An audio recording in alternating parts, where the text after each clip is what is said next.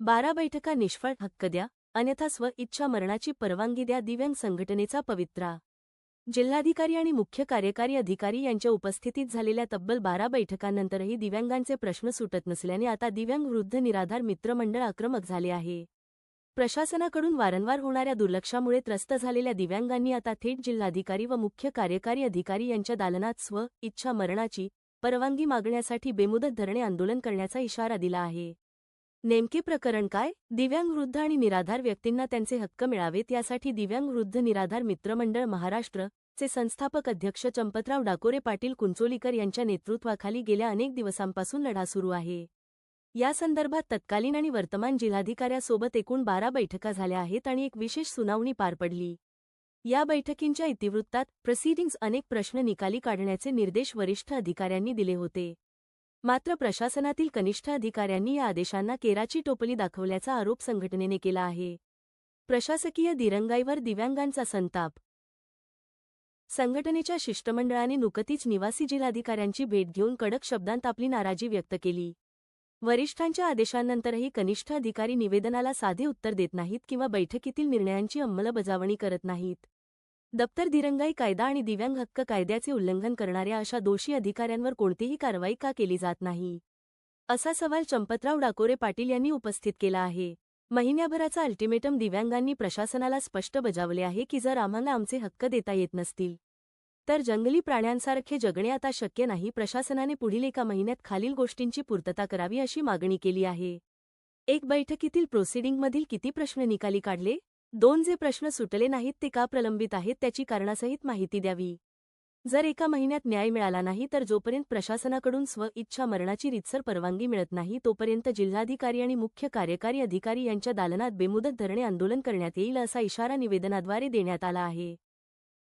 याप्रसंगी संस्थापक अध्यक्ष चंपतराव डाकोरे पाटील कुंचोलीकर, संघटनेचे सल्लागार अॅडव्होकेट धोंडीबा पवार, मराठवाडा प्रमुख सुधाकरराव पिलगुंडे, जिल्हा सचिव अनिल रामदिनवार, किसन रामा शिवाजी घोरबाण, चांदू किसन मारुती बोईनवाड, तसेच रामजी तिमापुरे, अशोक माधू, मोतीबाई जंगलमुले, सौमित्रा पालेवाडी व इतर कार्यकर्ते मोठ्या संख्येने उपस्थित होते. नमस्कार, मी दिव्यांग वृद्ध निराधार मित्रमंडळ महाराष्ट्र संस्थापक अध्यक्ष चंपतराव डाकोरे पाटील कुंचोलीकर बोलतोय.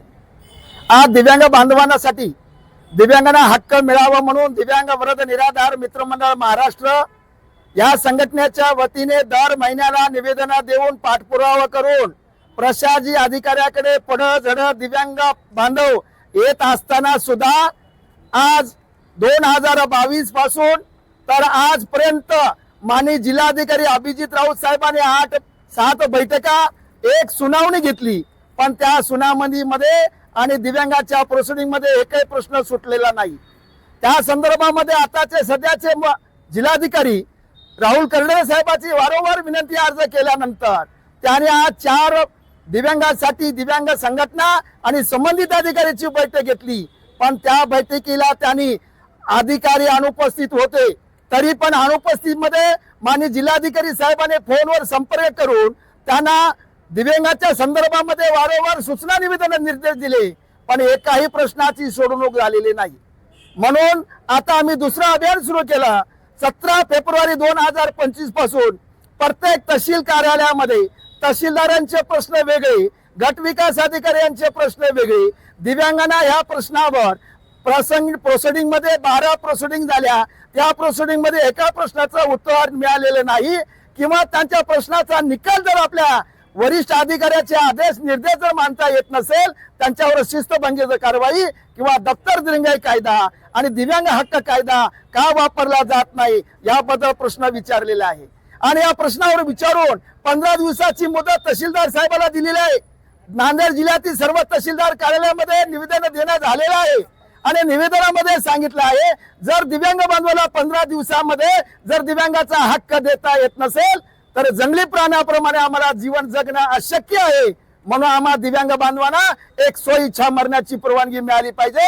यासाठी प्रत्येक तहसील कार्यालयामध्ये आम्ही स्वइच्छा मरण्याची परवानगीसाठी बेमुदत धरणे आंदोलन करण्याचा इशारा दिला. 17 फेब्रुवारी पासून आजपर्यंत एकाही तहसीलचं पत्र उत्तर मिळालेलं नाही. साध्या निवेदनाची दखल जर घेत नसाल तर आम्ही अचानकपणे आपल्या तहसील कार्यालयामध्ये आंदोलन करण्याचा निर्णय दिलेला आहे. आता दुसरं निवेदन आम्ही जिल्हाधिकारी साहेब आणि मुख्य कार्यकारी अधिकाऱ्याला अहवाल देतो.